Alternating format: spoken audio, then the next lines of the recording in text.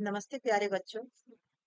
आज हम लोग अवधपुरी में राम कक्षा 6 की पुस्तक में बाल राम कथा के बारे में पार्ट 2 में पढ़ेंगे। इसके पहले हम लोग पार्ट 1 में पढ़ चुके हैं कि अवधपुरी के राजा यानी अयोध्या के राजा दशरथ थे। उनकी 3 रानियां थीं, कौशल्या, सुमित्रा और कैकेयी। उनको हर सुख वैभव से लिप्त थे अयोध्या में। उनको सुख की कोई, ऐश्वर्य की कोई कमी नहीं थी।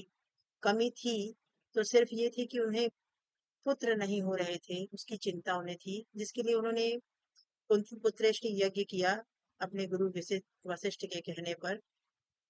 उसके बाद तदुपरांत उनको 4 पुत्रों की प्राप्ति हुई, राम, भरत, लक्ष्मण और शत्रुघ्न। पार्ट 2 में हम आगे इसी विषय में चर्चा करेंगे कि वे पुत्र जो थे वो जन्म के पश्चात जब बड़े होने लगे तो उनके साथ क्या क्या हुआ, इसके बारे में हम आज अध्ययन करेंगे। तो चलिए शुरू करते हैं। राजकुमार कुछ और बड़े हुए, विवाह योग्य, नगर में इसकी चर्चा होने लगी। महाराज दशरथ भी ऐसा ही चाहते थे, अपनी संतानों के लिए सुयोग्य वधुएं। परिजनों में चर्चा पहले से ही हो रही थी, बाद में पुरोहितों को भी इसमें शामिल कर लिया गया। अयोध्या का राजमहल एक दिन ऐसी ही चर्चा चल रही थी अयोध्या का राजमहल एक दिन ऐसी ही चर्चा चल रही थी, गहन मंत्रणा। तभी एक द्वारपाल घबराया हुआ अंदर आया। उसने सूचना दी कि महर्षि विश्वामित्र पधारे हैं। महाराज दशरथ तत्काल अपना आसन छोड़कर खड़े हो गए, द्वार की ओर बढ़े महर्षि की अगवानी करने। महाराज दशरथ के सामने उनके जो द्वारपाल, उनके दूत जो थे, तुरंत आके उनको सूचना देते हैं कि महाराज महर्षि विश्वामित्र जो ऋषि हैं वो आपके अयोध्या नगरी में पधारे हैं। ये ऐसा सुनते ही महाराज दशरथ तुरंत अपने पद को छोड़ के, आसन को छोड़कर खड़े हो जाते हैं और आगे की ओर बढ़ते हैं, अग्रसर होते हैं और महर्षि की अगवानी करने लगते हैं। उन्हें लेकर वे दरबार में आए। विश्वामित्र को ऊंचा आसन दिया गया। विश्वामित्र कभी स्वयं राजा थे, बहुत बड़े और बलशाली। बाद में अपना राजपाट छोड़ दिया, संन्यास ग्रहण कर लिया, जंगल चले गए। वहीं उन्होंने अपना आश्रम बनाया, उसे उन्होंने सिद्धाश्रम नाम दिया। विश्वामित्र ने कौन सा आश्रम बनाया प्यारे बच्चों? तो विश्वामित्र ने सिद्धाश्रम नाम का आश्रम बनाया।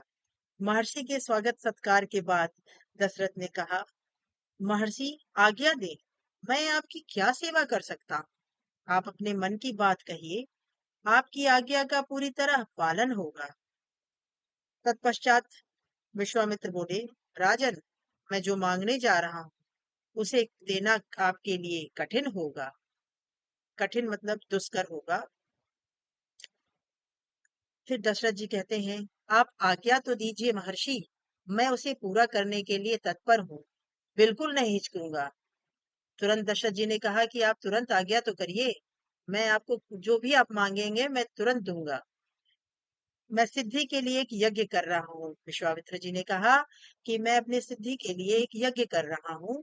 अनुष्ठान लगभग पूरा हो गया है, लेकिन 2 राक्षस उसमें बाधा डाल रहे हैं। मैं जानता हूँ कि उन राक्षसों को केवल एक ही व्यक्ति मार सकता है, वह राम है। आप अपने ज्येष्ठ पुत्र को मुझे दे दें ताकि यज्ञ पूरा हो। दशरथ पर जैसे बिजली गिर पड़ी, वह हचकचा गए। उन्हें उम्मीद ही नहीं थी कि मुनिवर उनसे राम को मांग लेंगे, उनके ज्येष्ठ पुत्र को, उनके सबसे प्रिय। दशरथ चिंता में पड़ गए, क्योंकि दशरथ राम को अपनी आंखों से ओझल नहीं होने देना चाहते थे। वो पहले ही कह चुके थे कि राम मेरे आंखों से ओझल न हो, वो मेरे इतने प्रिय हैं कि मुझसे दूर न जाए। और आज विश्वामित्र ऋषि ने दशरथ से उनके ज्येष्ठ पुत्र, उनके प्रिय पुत्र राम को ही मांग लिया। अब वो चिंता में पड़ गए। आगे बढ़ते हैं। विश्वामित्र दशरथ की दुविधा समझ रहे थे। उन्होंने कहा, मैं राम को केवल कुछ दिनों के लिए मांग रहा हूँ, यज्ञ 10 दिन में संपन्न हो जाएगा। महाराज दशरथ दुखी हो गए, पुत्र वियोग की आशंका से कांप उठे, मतलब घबरा गए। दरबार में सन्नाटा छा गया, चारों ओर दरबार में शांति छा गई। दशरथ की दशा देखकर मंत्री चिंतित हो गए अपने ये राजा की अवस्था देखकर उनके सारे मंत्री जो थे वहां पर वो चिंता में हो गए, पर सब चुप थे। महर्षि वशिष्ठ, उनके जो ऋषि गुरु थे, उनके गुरु वशिष्ठ वो भी शांत थे। इतने में दशरथ कांप कर बेहोश हो गए और दशरथ जी वहीं पर बेहोश हो गए। होश आया तो डर ने उन्हें फिर जकड़ लिया।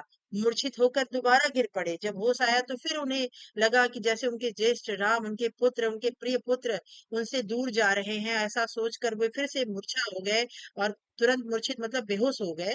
संज्ञा शून्य हो गया, मतलब उनके शरीर में किसी प्रकार की अ, शरीर एकदम शून्य हो गया। महर्षि विश्वामित्र का क्रोध बढ़ता जा रहा था। दरबार सशंकित था, किसी अनिष्ट की आशंका से। वे कुछ समझ नहीं पा रहे थे। महर्षि और महाराज के बीच संवाद में कुछ बोलना उचित भी नहीं था। मुनि वशिष्ठ चुपचाप आकर महाराज दशरथ के पास खड़े हो गए। थोड़ी देर बाद दशरथ उठे। स्वयं को संभालते हुए उन्होंने महर्षि से विनती की, महामुनि, मेरा राम तो अभी 16 वर्ष का भी नहीं हुआ है। वह राक्षसों को कैसे लड़ेगा? राक्षस मायावी है। वह उनका छल कपट कैसे समझेगा? उन्हें कैसे मारेगा? इससे अच्छा तो यही होगा कि आप मेरी सेना ले जाएं। मैं स्वयं आपके साथ चलूं, राक्षसों से युद्ध करूं। महर्षि विश्वामित्र ने कोई प्रतिक्रिया व्यक्त नहीं की। क्रोधित थे, पर उसे व्यक्त नहीं कर रहे थे। अब उन्हें अपने यज्ञ के नियम याद थे। क्रोध करने से उनका यज्ञ खंडित हो जाता, अनुष्ठान अधूरा रह जाता। मैं राम के बिना नहीं रह सकता महामुनि, एक पल भी नहीं। आप राम को छोड़कर जो चाहे मांग ले, उसे मत ले जाइए। मैं राम को नहीं दूंगा, बिल्कुल नहीं। वह मेरी बुढ़ापे की संतान है। मैं उससे बहुत प्रेम करता हूँ। महर्षि का क्रोध भभक उठा। दरबार मंत्रीगण और ऋषि मुनि सख्ती में आ गए। आप रघुकुल की रीति तोड़ रहे हैं राजन। वचन देकर पीछे हट रहे हैं। यह बर्ताव कुल के विनाश का सूचक है। आप जानते हैं कि मैं स्वयं दुष्ट राक्षसों का संहार कर सकता हूँ, लेकिन मैंने संन्यास ले लिया है। अगर आप राम को नहीं देंगे तो मैं यहाँ से खाली हाथ लौट जाऊंगा। बात बिगड़ती देखकर मुनि वशिष्ठ आगे आए। महाराज दशरथ को समझाया।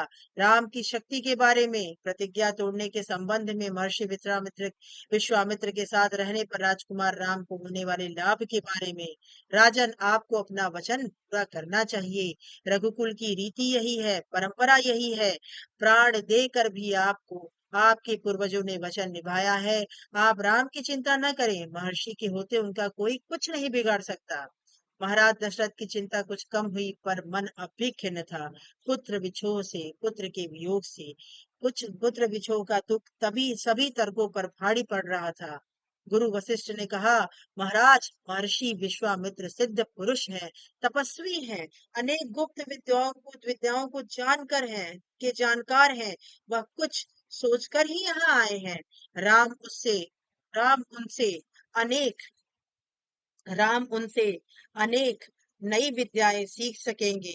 आप राम को महर्षि विश्वामित्र के साथ जाने दें, राम को उन्हें सौंप दें।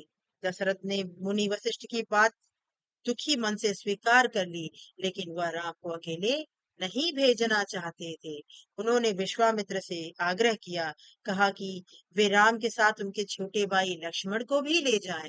महर्षि विश्वामित्र ने महाराज दशरथ का यह आग्रह स्वीकार कर दिया। राम और लक्ष्मण को तत्काल दरबार में बुलाया गया। महाराज दशरथ ने उन्हें अपने निर्णय की सूचना दी। दोनों भाइयों ने उसे सहर्ष स्वीकार कर लिया, सिर झुकाकर आदर सहित, सहर्षित प्रसन्नता पूर्वक। इसकी सूचना माता कौशल्या को दी गई। बताया गया कि राम और लक्ष्मण वन जा रहे हैं। महर्षि विश्वामित्र के साथ नितांत गंभीर माहौल में स्वस्ति वचन हुआ। शंख ध्वनि हुई, नगाड़े बजे, ढोल बजा। महाराज दशरथ ने भावुक होकर दोनों पुत्रों का मस्तक चूम कर उन्हें महर्षि को सौंप दिया। महाराज दशरथ बहुत दुखी हो गए, भावुक हो गए। भावुकता में उन्होंने अपने दोनों बच्चों को उनके मस्तक में सिर पर चूम कर उन्हें ऋषि को सौंप दिया। महर्षि मीन्स ऋषि को सौंप दिया। दोनों राजकुमार बिना विलंब किए महर्षि के साथ चल पड़े। बीहड़ बीहड़ और भयानक जंगलों की ओर। बीहड़ मीन्स घना। विश्वामित्र आगे आगे चल रहे थे, राम उनके पीछे पीछे थे। लक्ष्मण राम से 2 कदम पीछे थे, अपने धनुष संभाले हुए, पीठ पर तुड़ीर तुड़ीर बांधे, कमर में तलवार लटकाए।